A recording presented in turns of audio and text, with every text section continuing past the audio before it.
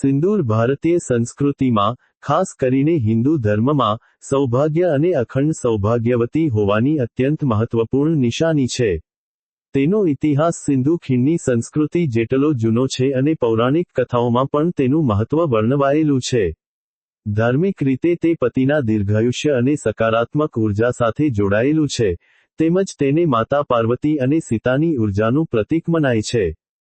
વૈજ્ઞાનિક દૃષ્ટિએ, તે તણાવ ઘટાડવા અને મગજની ગ્રંથિ, બ્રહ્મરંધ્ર, ને સક્રિય કરવામાં મદદરૂપ માનવામાં આવે છે.